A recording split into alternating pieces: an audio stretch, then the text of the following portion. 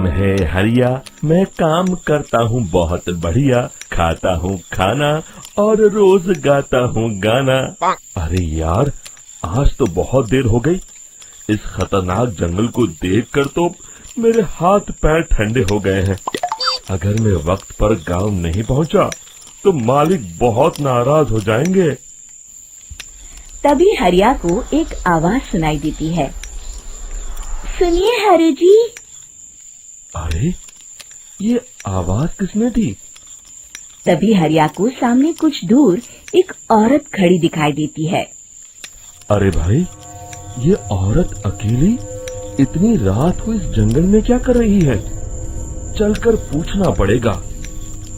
फिर हरिया अपनी बैलगाड़ी उस औरत के सामने लाकर रोक देता है और उससे पूछता है। अरे सुनिए, आप इतनी रात को इस खतरनाक जंगल में अकेली क्या कर रही हैं? तभी वो औरत मीठी आवाज में कहती है, अरे हरु जी, आप आ गए। मैं कब से आपका इंतजार कर रही थी। वैसे तो यहाँ से काफी लोग गुजर चुके हैं, लेकिन मैं खास आपका इंतजार कर रही थी। अच्छा, तुम सच कह रही हो? मुझे तो यकीन नहीं हो रहा है। वो क्या है ना, आज तक किसी ने मुझसे इतने प्यार से बात नहीं की। हाँ हरु जी, मैं सच कह रही हूँ। अब देर मत करिए और जल्दी से मुझे मेरे घर तक छोड़ दीजिए। हाँ, कौन सी बड़ी बात है, अभी छोड़ देता हूँ। आप मेरे पीछे बैलगाड़ी में बैठ जाइए और मुझे रास्ता बताते चलिए। फिर वो औरत हरिया की बैलगाड़ी में बैठ जाती है और हरिया बैलगाड़ी हाँकता हुआ आगे चल पड़ता है। फिर उस औरत के बताए हुए रास्ते पर चलते चलते हरिया बैलगाड़ी लेकर एक काली गुफा के आगे आकर रुक जाता है। हरिया उस औरत से पूछता है, हाँ देवी जी, आपका घर कहाँ है? यहाँ तो एक गुफा के अलावा और कुछ नहीं है। तभी अचानक वो औरत हवा में उड़ने लगती है। देखते ही देखते उसका सुंदर रूप एक डरावनी चुड़ैल में बदल जाता है और वो जोर जोर से हंसती है। अरे तू तो एक नंबर का बेवकूफ निकला। तू तो बड़ी आसानी से मेरी बातों में आ गया। अरे मर गया रे, ये तो एक चुड़ैल है। हे भगवान बचा ले, ये तो बड़ी डरावनी दिखाई दे रही है। और फिर अगले ही पल हरिया की बैलगाड़ी में रखा सारा सामान हवा में उड़ता हुआ उस काली गुफा के अंदर चला जाता है और वो चुड़ैल भी उस गुफा के अंदर जाकर कहीं गायब हो जाती है। हरिया ये नजारा देख बुरी तरह घबरा और परेशान हो जाता है। अरे, ये चुड़ैल तो मेरा सारा सामान लेकर गुफा में गायब हो गई। अब क्या होगा? अगर मैं गांव खाली हाथ गया तो मालिक मेरी अच्छी खबर लेंगे। मेरी इस बात का कोई यकीन भी नहीं करेगा। फिर आखिर वही हुआ। हरिया के मालिक चंपक सेठ को हरिया की किसी भी बात पर रत्ती भर भी यकीन नहीं हुआ। चंपक सेठ को लगा हरिया झूठ बोल रहा है और उसने ही लालच में आकर सारा सामान हड़प कर लिया है। फिर हरिया को बेईमान समझकर चंपक सेठ उसे काम से निकाल देता है। अगले दिन अपनी दुकान में परेशान बैठा चंपक सेठ गुस्से में बड़बड़ाता है। अरे, दुकान में तो सामान बिल्कुल भी नहीं है। अब मुझे ही शहर जाकर सामान लाना होगा। फिर वो अपनी बैलगाड़ी लेकर शहर चला जाता है। शहर से सामान लेकर जब चंपक सेठ वापस गांव लौट रहा होता है, तभी उसे एक आवाज सुनाई देती है। चंपक जी, ओ चंपक जी। अरे, ये तो कोई मेरा नाम लेकर मुझे पुकार रहा है। फिर उस रास्ते में वही औरत खड़ी दिखाई देती है। फिर क्या था, हरिया की तरह चंपक सेठ भी उस औरत के पास अपनी बैलगाड़ी लेकर जाता है और वो भी उसकी चिकनी चुपड़ी बातों के मोह जाल में फंस जाता है।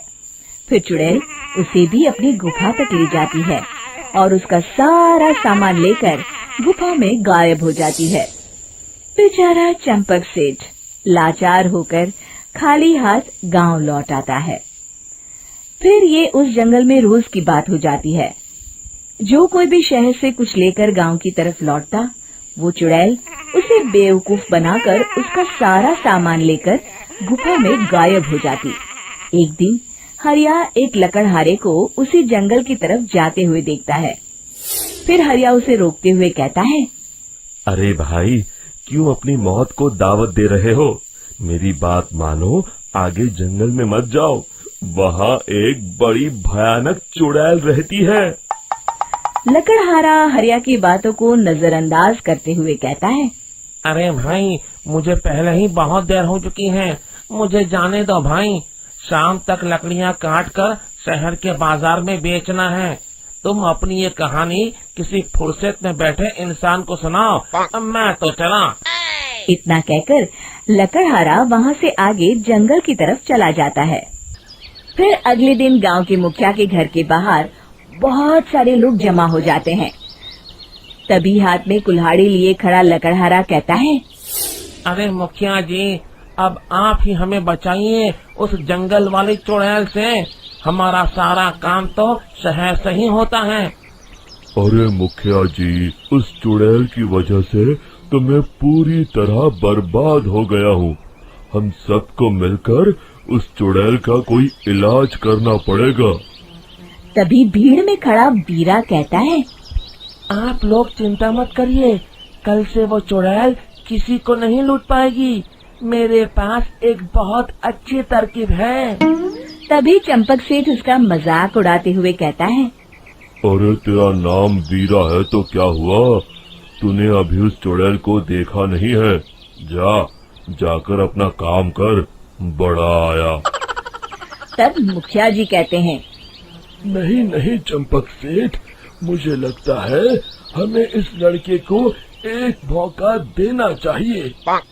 फिर सभी गांव वाले मुखिया जी की बातों से सहमत हो जाते हैं और वीरा शाम को एक बैलगाड़ी में कुछ सामान लादकर उस जंगल की ओर चल देता है।